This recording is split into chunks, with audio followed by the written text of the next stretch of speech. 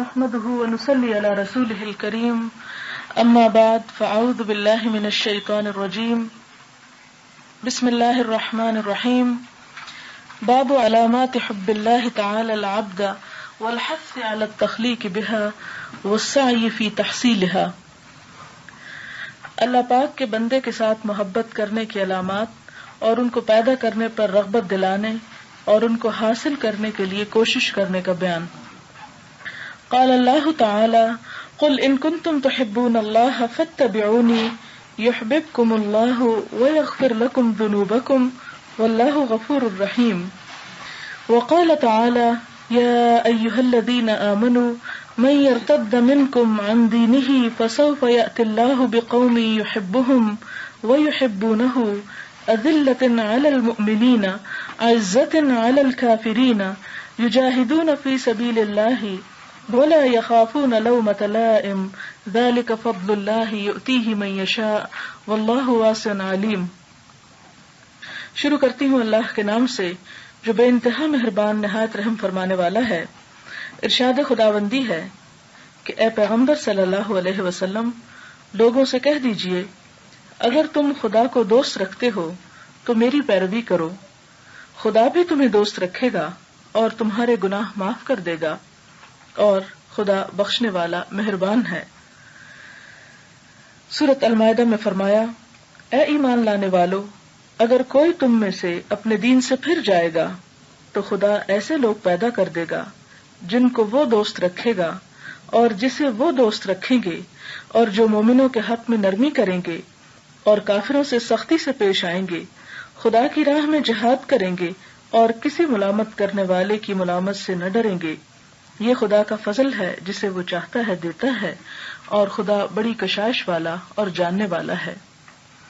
اس سلسلے کی پہلی حدیث ہے وَعَنْ أَبِي هُرَيْرَةَ رَضِيَ اللَّهُ عَنْهُ قال قال رسول الله صلی اللہ علیہ وسلم ان اللہ تعالی قال من عادى لي وليا فقد آذنته بالحرب وما تقرب إلي عبدي بشيء أحب إلي مما افترضت عليه وما يزال عبدي يتقرب إلي بالنوافل حتى أحبه فإذا أحببته كنت سمعه الذي يسمع به وبصره الذي يبصر به ويده التي يبطش بها ورجله التي يمشي بها وإن سألني أعطيته ولئن استعاذني لأعيذنه رواه البخاری۔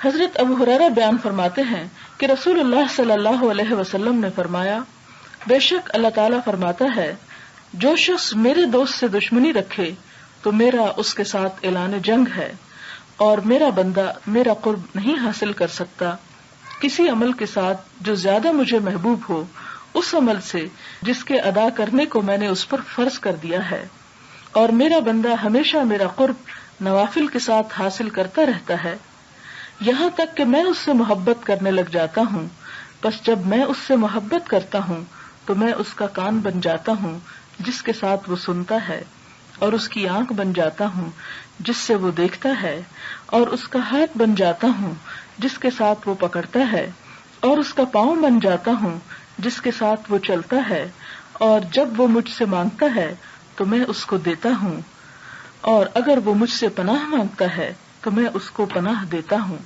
یہ بخاری کی روایت ہے۔ یہ باب جیسا کہ آپ دیکھ رہے ہیں کہ اس میں اللہ تعالی کی محبت کی علامات کا ذکر ہے کہ اللہ تعالی جس سے محبت کرتا ہے اس شخص کے اندر کیا صفات پائی جاتی ہیں، ہمیں کیسے پتا چلے گا کہ فلاں سے اللہ تعالی محبت کرتے ہیں یا نہیں کرتے، اور پھر ان صفات کو پیدا کرنے کی رغبت کا بیان ہے کہ انسان کو بتایا یہ گیا ہے کہ اگر وہ مدرجہ ذیل کام کرے تو اس کے اندر وہ صفات پیدا ہو جائیں گی جس سے اللہ سبحانہ وتعالی اس بندے سے محبت کریں گے، اور پھر ان صفات کو حاصل کرنے کے لیے کوشش کرنے کا بیان کہ بندہ مومن کو اس بات پر ترغیب دلائی گئی، اس بات کا احساس دلایا گیا، اس بات پر اکسایا گیا کہ وہ اپنے اندر ان صفات کو پیدا کرے تاکہ وہ اللہ تعالیٰ کا پیارا بندہ بن جائے۔ اس سلسلے میں سب سے پہلی بات جو ہم سب کو اپنے اندر پیدا کرنی چاہیے وہ ہے اس آیت کی روح سے قل ان کنتم تحبون اللہ فاتبعونی یحببکم اللہ. اے نبی صلی اللہ علیہ وسلم انہیں کہہ دیجئے کہ اگر تم لوگ اللہ سے محبت کرتے ہو تو کیا کرو؟ فاتبعونی میرا اتباع کرو، یعنی حضور اکرم صلی اللہ علیہ وسلم کا اتباع. اس کا نتیجہ کیا ہوگا؟ یحببکم اللہ، تو اللہ تم سے محبت کرے گا. یعنی جو شخص اپنے دل میں یہ خواہش رکھتا ہو، یہ آرزو رکھتا ہو، یہ تمنا رکھتا ہو کہ وہ زیادہ سے زیادہ اپنے طرز عمل کو، طرز زندگی کو اللہ کے رسول صلی اللہ علیہ وسلم کے طرز زندگی کے تابع کرے گا، اللہ تعالیٰ کی محبت اسی درجہ اس سے بڑھتی چلی جائے گی. اور پھر وَيَغْفِرْ لَكُمْ ذُنُوبَكُمْ، نتیجہ کیا ہوگا کہ وہ تمہارے گناہوں کو بھی بخش دے گا.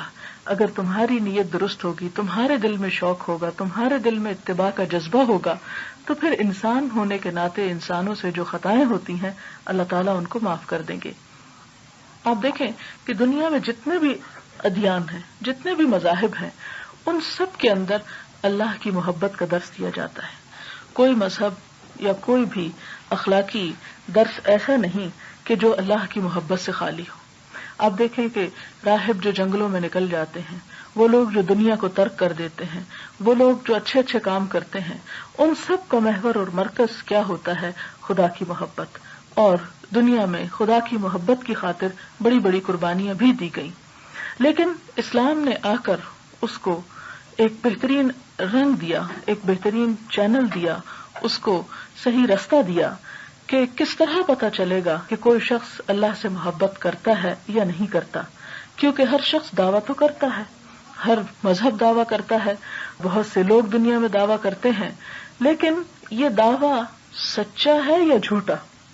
اور آج کل بھی آپ دیکھیں کہ جیسے ربیع الاول کا مہینہ ہے، ہمارے ہاں ہر گھر گھر میں اور گلی گلی میں اور شہر شہر میں اور میڈیا پر ہر جگہ میلاد ہو رہے ہیں، اور اس میں طرح طرح کی نعتیں پڑھی جا رہی ہیں. ان سب نعتوں میں آپ دیکھیں کہ مرکزی نقطہ جو ہے وہ محبت کا ہے اللہ کے رسول صلی اللہ علیہ وسلم سے. تو اب کیسے پتا چلے گا کہ ہمارا وہ دعویٰ سچا بھی ہے یا نہیں، ہم واقعی محبت کرنے والے ہیں بھی یا نہیں؟ کیونکہ مثال کے طور پر اگر کوئی بھی شخص آپ سے یہ کہتا ہے کہ وہ آپ سے محبت کرتا ہے یا آپ سے محبت کا اظہار کرتا ہے، تو اب کوئی تو پیمانہ ہونا چاہیے کہ جس سے آپ پرکھ سکیں کہ واقعی وہ محبت کرتا بھی ہے یا نہیں کرتا. یعنی ظاہر میں کوئی نہ کوئی چیز ایسی ہونی چاہیے، کوئی کرائیٹیریا ایسا ہونا چاہیے، کوئی ایسا میٹر ہونا چاہیے کہ جس سے انسان پڑھ سکے، دیکھ سکے کہ واقعی کسی کے اندر اللہ کی کتنی محبت ہے. کیا صرف خوبصورت آواز میں حضور اکرم صلی اللہ علیہ وسلم یا اللہ کی محبت کی باتیں کر لینے سے محبت ثابت ہو جاتی ہے؟ نہیں، اللہ تعالیٰ نے اس کے لیے ایک معیار دیا ہے، اور وہ معیار کیا ہے کہ فاتبعونی، اللہ کے رسول صلی اللہ علیہ وسلم کا اتباع کرو. یہ ہے پیمانہ جس سے پتہ چلے گا کہ تم اپنی محبت کے اس دعوے میں کتنے سچے ہو. قل ان کنتم تحبون اللہ، اگر واقعی تمہیں اللہ کی محبت ہے تو یہاں ایک اور بات یہ پتہ چلتی ہے کہ اگر اللہ کی محبت حضور صلی اللہ علیہ وسلم کے اتباع کے بغیر ممکن نہیں تو حضور صلی اللہ علیہ وسلم کی محبت کا دعویٰ بھی آپ کے اتباع کے بغیر جھوٹا ہے. اب اتباع کیا چیز ہے؟ اتباع تبع سے نکلا ہے، جس کا معنی ہے پیروی کرنا، نقش قدم پر چلنا، فٹ سٹیپس کو فالو کرنا، ایکوریٹلی اس طرح اطاعت کرنا کہ جس میں ادھر ادھر قدم نہ جائے. اپنی ڈائریکشن یہ بالکل اس طرح کے جیسے قطب نما کی سوئی ہوتی ہے. تو آپ دیکھیں کہ دنیا کے کسی بھی حصے میں آپ چلے جائیں، سمندر کی گہرائی میں اتر جائیں یا فضاؤں میں اڑیں، اس کی سوئی کا رخ ہمیشہ اسی جانب ہوتا ہے جس طرف وہ گھومتی ہے، یعنی جنوب کی طرف. ہمیشہ وہ اسی کی طرف اپنا رخ رکھتی ہے. آپ کہیں بھی چلے، آپ چھپا کے اس کو دیکھیں، آپ اوپر کر کے دیکھیں، آپ دائیں لے جائیں بائیں لے جائیں، بالکل بندہ مومن کا دل اسی سوئی کی طرح ہوتا ہے. وہ کہیں پر ہو، زمین کے کسی حصے میں، وہ فضاؤں میں ہو، وہ سمندروں کے اندر ہو، وہ لوگوں کی محفل میں ہو، وہ تنہائی میں ہو، وہ کسی بھی جگہ ہو، اس کے دل کی سوئی اسی رخ گھومتی ہے، اسی کی طرف اس کی تڑپ اور اس کی تمنا اور اس کی طلب ہے. اس کا اٹھنا بیٹھنا، اس کا کھانا پینا، اس کا سونا جاگنا، اس کا لینا دینا، اس کی محبت، اس کی نفرت، اس کا سب کچھ اللہ کے رسول صلی اللہ علیہ وسلم کے تابع ہو جاتا ہے. اور اطاعت اور اتباع ان میں تھوڑا سا فرق ہے. اطاعت اس وقت ہوتی ہے جب کسی چیز کا حکم دیا جاتا ہے کہ ایسا کرو یا ایسا نہ کرو، تو اس میں اوبے کرنے کو کہتے ہیں کہ اطاعت کرنا، اور ڈس اوبے کو کہتے ہیں نافرمانی کرنا. لیکن اتباع اس سے بھی آگے بڑھ کر درجہ اور مقام ہے. اتباع میں ایک شخص حکم کا انتظار نہیں کرتا کہ اسے کچھ کہا جائے تو وہ کرے، وہ اس بات کا منتظر نہیں رہتا. اطاعت میں تو یہ ہے نا کہ آپ بیٹھے ہیں آرام سے، جب آپ کو کہا جائے اب اٹھ جاؤ تو آپ اٹھ جائیں، اور جب تک حکم نہیں ملتا آپ بیٹھے ہیں.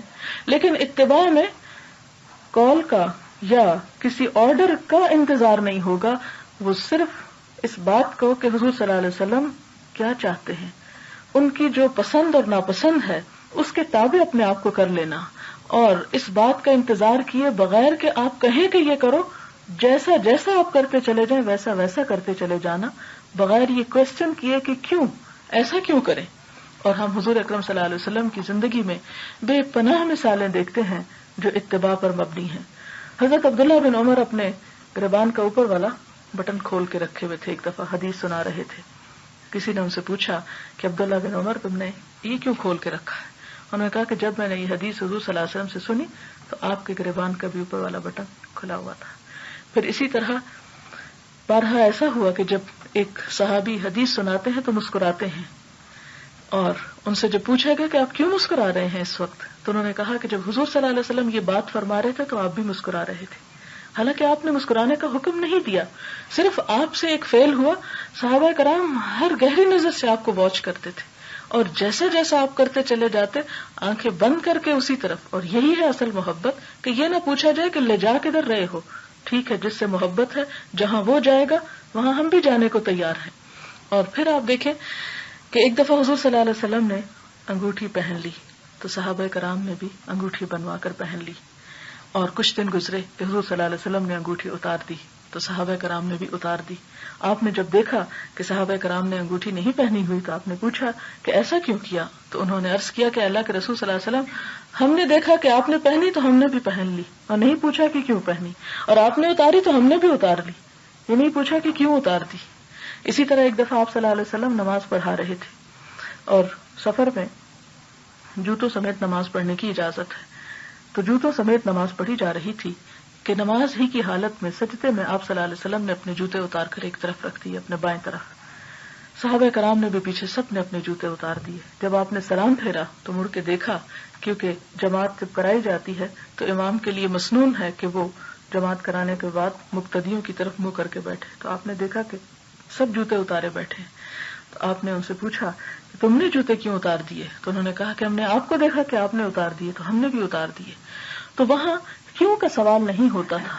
یہی ہے دراصل اتباع، اور یہی ہے دراصل محبت کا اظہار، کہ انسان خاموشی کے ساتھ ہر اس چیز کو لیتا چلا جائے جو اللہ کے رسول صلی اللہ علیہ وسلم نے لی. اور اتباع میں شور و غوغا کی ضرورت نہیں ہوتی کہ انسان جتائے اور بتائے کہ دیکھو میں آپ کو فالو کر رہا ہوں اور دیکھو میں آپ کے پیچھے آ رہا ہوں.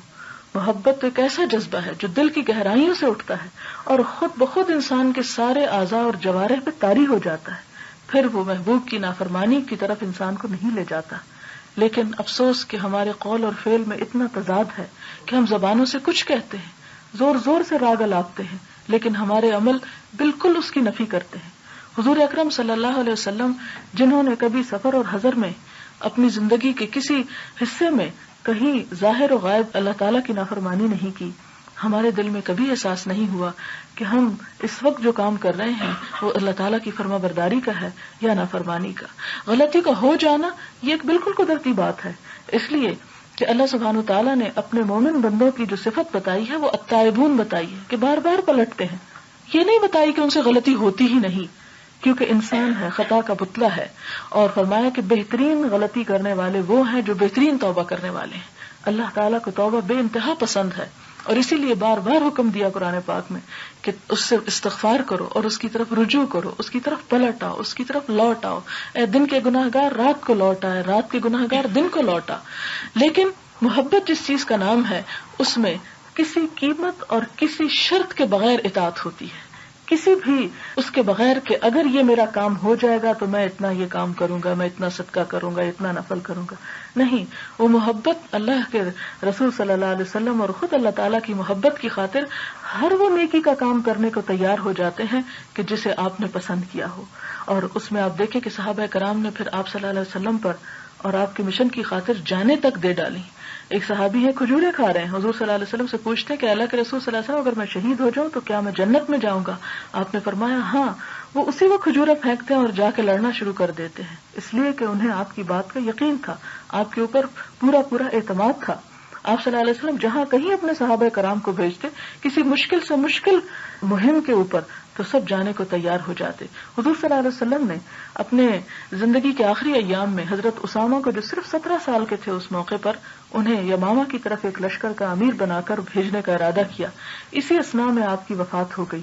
تو آپ کے بعد جب حضرت ابوبکر صدیق رضی اللہ تعالیٰ عنہ کو خلیفہ بنایا گیا تو لوگوں نے ان سے کچھ کہا کہ وہ تو اللہ کے رسول صلی اللہ علیہ وسلم تھے، انہوں نے تو اللہ کے حکم سے ایک فیصلہ کیا، لیکن آپ حالات کو دیکھیں کہ یہ اتنے نوجوان جرنیل ہیں جو جا رہے ہیں اتنی بڑی قیادت میں، اتنے بڑے لشکر کی، تو آپ کسی بڑے انسان کو مقرر کر دیں. انہوں نے کہا کہ خدا کی قسم ہرگز نہیں، اللہ کے رسول صلی اللہ علیہ وسلم جو فیصلہ کر جائیں اس کے بعد اس فیصلے کو میں ہرگز بھی بدل نہیں سکتا.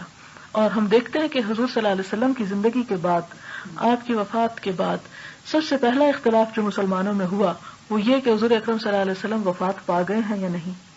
حضرت عمر رضی اللہ تعالیٰ عنہ جیسے بڑے سے بڑے صحابی جو تھے وہ کہنے لگے خدا کی قسم اگر کسی نے یہ کہا کہ حضور صلی اللہ علیہ وسلم وفات پا گئے ہیں میں اس کی گردن اڑا دوں گا.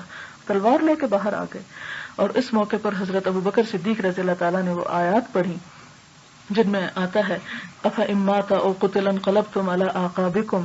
تو اس موقع پر حضرت ابوبکر کہتے ہیں کہ مجھے یوں محسوس ہوا کہ جیسے آج یہ آیات نازل ہوئی ہیں اور جو ہی اللہ تعالیٰ کا حکم سامنے آتا ہے وہ اختلاف وہیں ختم ہو جاتا ہے.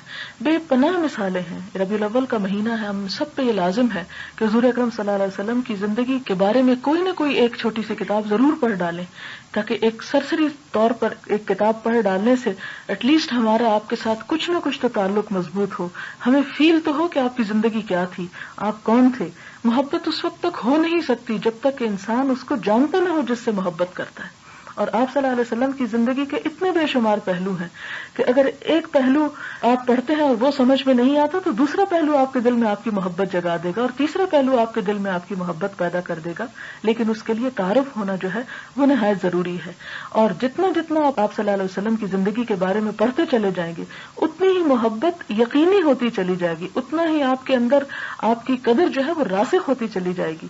اس سلسلے میں محمد عربی ایک چھوٹی سی کتاب بہت اچھی ہے اردو میں نے بہت چھوٹی عمر میں وہ پڑھی تھی اور مجھے اچھی طرح یاد ہے کہ اسے پڑھ کے میں بے اختیار رو دی تھی. اتنا پیارا ہے اللہ کے رسول صلی اللہ علیہ وسلم کے اوپر کہ جو اس سے پہلے صرف سنی سنائی حد تک تھا.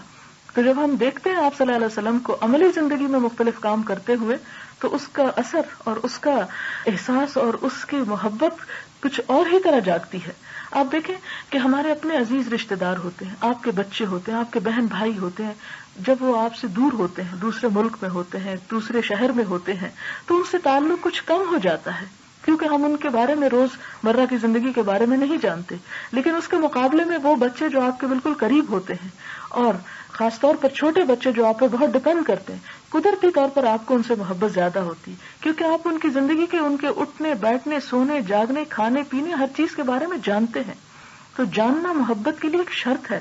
حضور اکرم صلی اللہ علیہ وسلم کی محبت بھی اس وقت تک مکمل نہیں ہو سکتی جب تک کہ ہم ان کے بارے میں جانتے نہیں. تو آپ جب اس کو جانیں گے تو آپ دیکھیں گے کہ حضور اکرم صلی اللہ علیہ وسلم کے ساتھ آپ کا تعلق اس سے کہیں زیادہ مضبوط ہو جائے گا کہ جتنا اس سے پہلے ہوگا جاننے سے.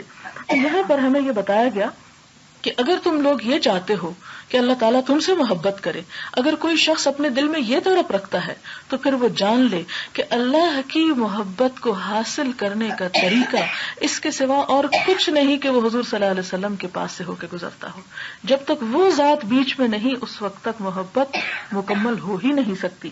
اور پھر فرمایا کہ اگر یہ محبت ہوگی اور یہ اتباع کا جذبہ ہوگا تو لازمی طور پر پھر چھوٹی موٹی خطائیں اور غلطیاں اور انسانی کوتاہیاں اللہ تعالیٰ معاف فرما دیں گے. واللہ غفور الرحیم، کیونکہ اللہ تعالیٰ غفور الرحیم ہے. پھر دوسری آیت جو سورۃ المائدہ کی ہے اس میں فرمایا اے لوگوں جو ایمان لائے ہو جو بھی تم میں سے اپنے دین سے پھر جائے گا تو اللہ تعالیٰ پھر ایسے لوگوں کو لے آئے گا جن سے وہ محبت کرے گا اور وہ اس سے محبت کرتے ہوں گے. یعنی اگر تم اس دین کو چھوڑ دو گے تو اللہ تعالیٰ کو تمہاری کوئی ضرورت نہیں، تمہاری کوئی پرواہ نہیں. وہ تمہارے لیے پھر خیر نہیں چاہے گا، پھر وہ ایسے لوگوں کو پیدا کر سکتا ہے، ایسی قوم کو لا سکتا ہے کہ جن سے وہ محبت کرے گا اور وہ اللہ سے محبت کرتے ہوں گے. تو گویا دوسری علامت کیا ہے اللہ تعالیٰ سے محبت کرنے کی، اور اس بات کی پہچان کیا ہے کہ اللہ ہم سے محبت کرتا ہے؟ اس کے دین کو تھام کے رکھنا، اس کے دین سے منہ نہ موڑنا. من یرتد منکم، مرتد اسی سے نکلا ہے کہ جو دین سے منہ موڑ جائے. تو جو ایسا کرے گا پھر اللہ اس سے بے نیاز ہے. اللہ تعالیٰ اپنے دین کا کام کچھ اور لوگوں سے لے لے گا. اللہ نے ہمیں مسلمان پیدا کیا، ہمیں کلمے کی توفیق عطا کی اور ہمیں اپنی بہترین نعمتیں عطا کی. ہمارے پاس قرآن پاک کو محفوظ شکل میں بھیجا، آپ کی سیرت کو، آپ کی قول اور فعل پر مبنی احادیث کو. ان سب چیزوں کے ہونے کے باوجود اگر ہم ان سے غافل ہوں اور ہم انہیں پس پش ڈالے ہوئے ہوں تو پھر اللہ تعالیٰ فرماتے ہیں کہ پھر تمہاری یہ زبانی محبت کے دعوے درست نہیں ہیں. ان لوگوں سے اللہ محبت کرتا ہے جو اس سے محبت کرتے ہیں. اور ان کی صفات کیا ہیں، ان کی خصوصیات کیا ہیں؟ ذرا یہ خصوصیات دیکھیں کتنی قابل غور ہیں. اذلۃ علی المؤمنین، جو مومنوں کے لیے بڑے نرم خو ہیں. عزۃ علی الکافرین، کافروں پہ بڑے سخت ہیں. اور آج ہمارا حال کیا ہے؟ ہم آپس میں لڑتے جھگڑتے ہیں اور کافروں کے مقابلے میں جھکے ہوئے ہیں، ان کے لیے ہم نرم ہیں. تو پھر اس سے اندازہ لگائیں کہ ہم پہ اللہ کی محبت اور رحمت برستی ہے یا کسی اور چیز کے مستحق ہیں ہم. کیونکہ جس قوم سے اللہ محبت کرتا ہے اس قوم کی یہ پہچان ہوتی ہے کہ وہ آپس میں محبت کرتی ہے، ایک دوسرے کے خیر خواہ ہوتے ہیں، ایک دوسرے کے ہمدرد ہوتے ہیں. لیکن ہمارے لیے کتنے افسوس کی بات ہے کہ ہمارے اپنے گھروں کے اندر، ہمارے اپنے رشتہ داروں کے اندر، ہم دور تو بعد میں جائیں لیکن اپنے ہی سرکل کے اندر ہم دیکھیں کہ ہم کتنا نبھانا جانتے ہیں. کتنے افسوسناک واقعات آپ کی نگاہوں کے سامنے اور آپ کے کانوں سے ٹکراتے ہیں کہ بہن بہن سے کٹی ہوئی ہے، بہن بھائی سے کٹا ہوا ہے، اور چھوٹی چھوٹی باتوں پر، چھوٹی چھوٹی چیزوں کے اوپر. تو یہ اللہ کی رحمت سے دوری کی علامات ہوتی ہیں. جب انسان کا ٹارگٹ ایک ہو جاتا ہے، جب منزل ایک ہو جاتی ہے، جب مقصد بڑا ہوتا ہے، تو جو شخص اس مقصد کی طرف بڑھ رہا ہوتا ہے انسان کو خود بخود اس سے محبت ہونے لگتی. پھر وہ ان سے نفرت نہیں کرتا، اس لیے کہ وہ سب ایک رستے کے مسافر ہیں، وہ سب ایک گروہ ہیں. اور اللہ تعالیٰ ایسے ہی مسلمانوں کو آپس میں دیکھنا چاہتا ہے. اللہ کی محبت جب تک انسان میں پیدا نہ ہو اس وقت تک آپس کی محبت پیدا ہو ہی نہیں سکتی.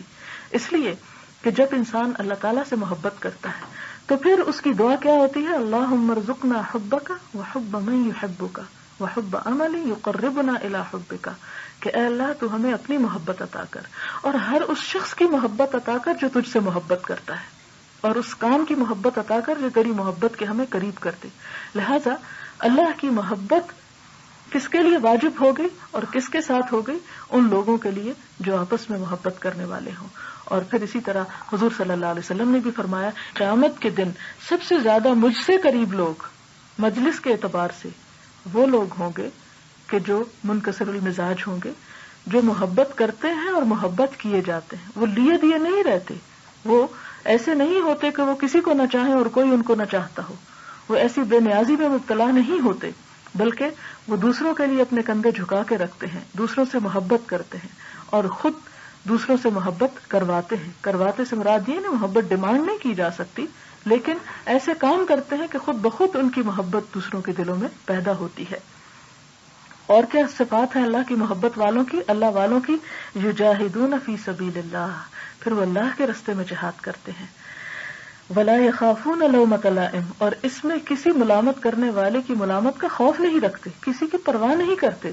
جب وہ اللہ کے راستے پہ چلتے ہیں تو پھر کسی کی تنقید سے اور کسی کی باتوں سے نہیں ڈرتے. آج ہم اللہ کی محبت کا دعویٰ کیسے کر سکتے ہیں؟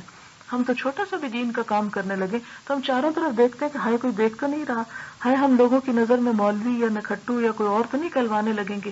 ہم طرح طرح کے خدشات اور طرح طرح کی پریشانیوں میں مبتلا ہو جاتے ہیں، ہم طرح طرح کی مصلحتوں کا شکار ہو جاتے ہیں کہ ہائے اگر ہم نے سب محفل میں بیٹھ کے نماز پڑھ لی تو لوگ ہمارے بارے میں یہ ریمارکس دیں گے، اگر ہم نے سر ڈھانک لیا تو لوگوں کی نظروں سے ہم گر جائیں گے. تو پھر یہ اللہ کی محبت کیسی محبت ہے کہ جس میں اللہ کی مرضی تو ایک طرف رہ جائے اور لوگوں کی مرضی غالب آ جائے.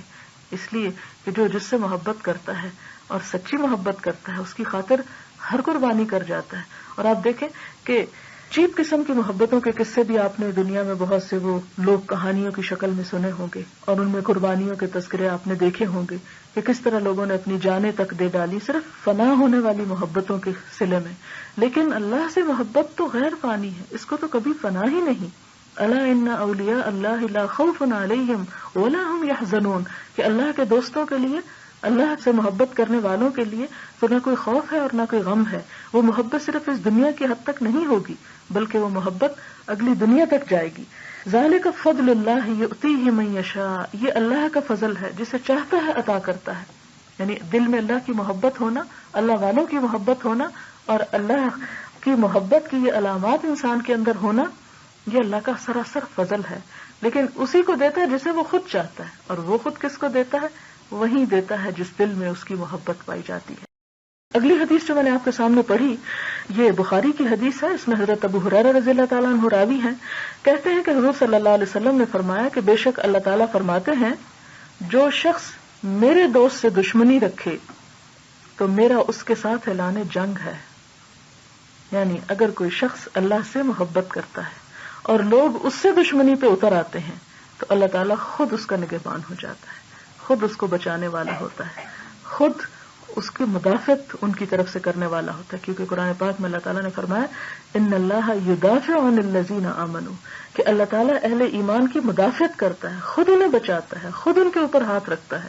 اس لیے کہ اللہ تعالیٰ کیوں نہ ان سے محبت کرے جو اللہ سے محبت کرتے ہیں. لہٰذا انسان کو اگر پروٹیکشن چاہیے تو اس کے لیے بھی بہترین طریقہ یہ ہے کہ انسان حقیقی معنوں میں لا الہ الا اللہ پر عمل پیرا ہو جائے، ہر چیز کو دل سے کھرچ کے نکال کے صرف اور صرف اللہ تعالیٰ کی محبت دل میں جم جائے.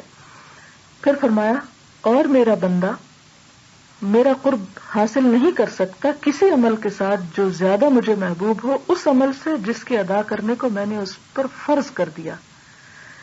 یہ بہت اہم بات ہے جو سمجھنے کے لائق ہے کہ اللہ تعالیٰ فرماتے ہیں کہ میرا بندہ اسی وقت میرا قرب حاصل کر سکتا ہے، میرے قریب ہوتا ہے جب وہ اس کام کو کرتا ہے جس کام کو کرنے کو میں نے اس پہ فرض کر دیا ہے. یعنی جب تک انسان سمپلی، اس کو سمپل سینٹنس میں آپ یوں کہہ سکتے ہیں کہ جب تک انسان فرض ادا نہیں کرتا اللہ کے قریب نہیں ہو سکتا.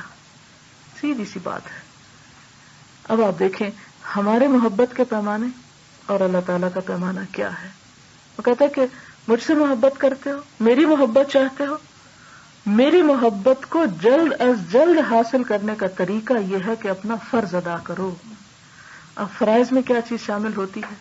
آپ دیکھیں کہ ایک تو وہ فرائض کی قسمیں ہیں جو بندے اور اللہ کے درمیان ہیں، جیسے نماز ہے، روزہ ہے، حج ہے، زکوٰۃ ہے. یہ اللہ کے ذمہ ہے، یعنی اللہ کا حق ہے اور ہمارے اوپر فرض ہے.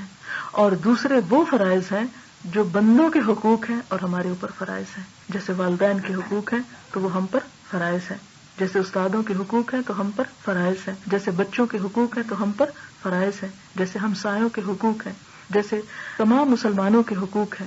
تو یہ سب چیزیں انسان کے اوپر فرض کی گئیں. فرمایا کہ جب کوئی بندہ اپنا فرض ادا کرتا ہے تو وہ فرض ادا کر کے دراصل میرے قریب پہنچتا ہے. اور اگر کوئی بندہ فرض ادا نہیں کرتا اور صرف ایسے کام کرتا ہے یا صرف نوافل کی طرف توجہ رکھتا ہے، جیسے کہ ہمارے ہاں عام طور پر عادت ہے کہ لوگ سال بھر نمازیں نہیں پڑھتے یا کبھی پڑھی کبھی نہ پڑھی، اور رمضان میں شاید آخری جمعے کو یا کوئی آخری رات ہوتی ہے اس کو قضاء عمری قضا پڑھتے ہیں کہ ساری زندگی کی نمازیں اس دن 2 رکعت نفل پڑھ لی، پتہ نہیں اثر سے پہلے کے بعد، کچھ اس طرح کی باتیں مشہور ہیں. بھلا یہ کیسے ممکن ہے کہ ایک شخص دن میں 5 دفعہ تھک رہا ہو اور ایک شخص سال میں 1 دفعہ 2 رکعت نماز پڑھ لے اور وہ کہے کہ یہ سب کافی ہو گیا. پھر اسی طرح آپ دیکھیں کہ ہمارے ہم وطنوں کے ہم پر جو حقوق ہیں، ہمارے انسانوں کے جو ہم پر حقوق ہیں، جب حقوق العباد کا لفظ آتا ہے تو اس میں ہر طرح کے بندے شامل ہو جاتے ہیں، جس کا دائرہ انسان کی اپنی ذات سے لے کر اپنے والدین، اپنی اولاد اور پھر اپنے قریبی رشتہ دار، اپنے ہمسائے اور پڑوسی، اپنے محلے میں بسنے والے، اپنے شہر میں بسنے والے اور اپنے ملک میں بسنے والے اور پھر تمام دنیا میں بسنے والے لوگوں کے ہم پر حقوق ہیں. اور ان سب کی تفصیلات قرآن اور سنت میں ہمیں ملتی ہیں. اور کچھ چیزیں ایسی ہیں کہ جب تک وہ بندے معاف نہیں کرتے اللہ تعالیٰ بھی ان کو معاف نہیں کریں گے. کچھ چیزیں ایسی ہیں کہ جو اللہ اور بندے کے درمیان ہیں، اگر ان میں کوئی کمی کوتاہی ہو جاتی ہے تو وہ قابل معافی ہے. لیکن وہ چیزیں جو اللہ کے بندوں کے درمیان ہیں، جب تک بندے اپنا حق معاف نہیں کرتے اور دوسرے اپنا فرض ادا نہیں کرتے تو اللہ تعالیٰ بھی اس بندے کو اس کے حال پہ چھوڑ دیتے ہیں، اس کو معاف نہیں کریں گے. تو فرمایا کہ سب سے زیادہ جس چیز سے بندہ قرب حاصل کرتا ہے وہ فرائض کی ادائیگی کے ساتھ ہے، اور پھر اس کے بعد بندہ مسلسل نوافل کے ساتھ قرب حاصل کرتا رہتا ہے. یعنی صرف فرض ادا کر کے نہیں بیٹھ جاتا، بلکہ نوافل کا مطلب ہے ایکسٹرا، یعنی اپنے واجب اور لازم سے زیادہ، جس کو احسان کی ٹرم بھی استعمال کی جاتی ہے. آپ نے قرآن پاک میں بھی پڑھا ہوگا کہ ان اللہ یأمرکم بالعدل والاحسان، تو عدل ہوتا ہے پورا دے دینا. ہم سے تقاضا کیا گیا جو ہم اتنا اس کو واپس کر دیں، بندہ ہو یا رب ہو. لیکن نوافل وہ ہوتا ہے کہ دل کی خوشی کے ساتھ اگر کسی نے آپ کے ساتھ تھوڑا احسان کیا ہے اور جب آپ کو موقع ملے تو آپ اس کے حق سے بڑھ کر اس کے ساتھ احسان کریں، اپنے لازم سے بڑھ کر اس کے ساتھ اچھا کریں. تو یہ نوافل میں آ جاتا ہے. نماز کی شکل میں نوافل ہے، روزے کی شکل میں نوافل ہے، زکوٰۃ کے علاوہ جیسے مال میں نفلی صدقات جو ہیں. پھر اسی طرح بندوں کے حقوق کے ساتھ یہ ہے کہ جو آپ سے اچھا سلوک نہیں کرتا، جو آپ کے ساتھ برا کرتا ہے، آپ اس کے لیے برا نہیں سوچتے، آپ اس کے لیے پھر بھی خیر خواہی رکھتے ہیں. جو رشتہ دار آپ کا حق ادا نہ کرے، آپ ان کا حق ادا کرنے پر اپنے آپ کو تیار پاتے ہیں. تو یہ دراصل احساس ہے. تو جو بندہ حق سے بڑھ کے پھر کسی سے کرتا ہے تو اللہ تعالیٰ فرماتے ہیں پھر مزید میرے قریب ہو جاتا ہے، یہاں تک کہ میں اس سے محبت کرنے لگ جاتا ہوں. یعنی اللہ تعالیٰ پھر بندے سے محبت کرنے لگ جاتے ہیں. بس جب میں اس سے محبت کرتا ہوں تو اس کا کان بن جاتا ہوں جس کے ساتھ وہ سنتا ہے. اس کا کیا مطلب ہے کہ پھر جب اللہ کی محبت بندے پہ لازم ہوتی ہے تو بندے کو برائیوں سے خود بخود نفرت ہونے لگتی ہے. وہ کوئی ایسی بات سننا پسند ہی نہیں کرتا جو اللہ کو پسند نہ ہو. وہ پھر وہی چیزیں سنتا ہے جس کا سننا خدا کو پسندیدہ. پھر وہ غیبت اور چغل خوری اور دل آزاری اور بے حیائی کی باتیں سننے میں اس کا دل نہیں لگتا. پھر وہ ایسی محفلوں سے کتراتا ہے، پھر ان سے وہ بھاگتا ہے، ان سے وہ بیزار ہوتا ہے. اور پھر فرمایا میں اس کی آنکھ بن جاتا ہوں جس سے وہ دیکھتا ہے. اب آپ دیکھیں کہ اللہ تعالیٰ کا بندے کی آنکھ بن جانے کا مطلب یہ ہے کہ بندے کی آنکھ جو ہے وہ اللہ کی مرضی کے تابع ہو جاتی. گویا کہ وہ اپنی آنکھ سے نہیں، رب کی آنکھ سے دیکھ رہا ہے. رب کی آنکھ سے دیکھنے کا مطلب یہ ہے کہ جو رب چاہتا ہے بس پھر بندہ وہ دیکھتا ہے. اس کو بری چیزیں اور غلط چیزیں دیکھنے میں پھر وہ شوق نہیں رہتا، پھر وہ دلچسپی نہیں رہتی. لیکن اگر دل کے اندر وہ شر موجود ہے کہ جو نیکی کی بجائے برائی کی طرف ہمیں اٹریکشن اس طرف زیادہ ہے اور اس طرف وہ کھینچ کے ہمیں لے جاتا ہے، اور ہمارا دل نیکی کی بجائے ان چیزوں میں زیادہ لگتا ہے، خیر اور بھلائی اور دوسروں کی مدد کے کاموں کی بجائے شر اور فساد کی طرف زیادہ ہماری توجہ اور دلچسپی ہو جاتی ہے، تو پھر یاد رکھیے کہ یہ اللہ کی آنکھ نہیں کہ جس سے بندہ دیکھ رہا ہو. پھر فرمایا کہ میں اس کا ہاتھ بن جاتا ہوں جس کے ساتھ وہ پکڑتا ہے. یعنی اس کے سارے معاملات اور سارے کام جو ہیں پھر وہ اللہ کی مرضی کے مطابق ہوتے ہیں. اس کا ہاتھ کسی پہ ناروا حملہ نہیں کرتا، وہ ناروا کسی کو اذیت نہیں پہنچاتا، وہ اپنے ہاتھ سے دوسروں کی عزت اور جان مال کو محفوظ رکھتا ہے.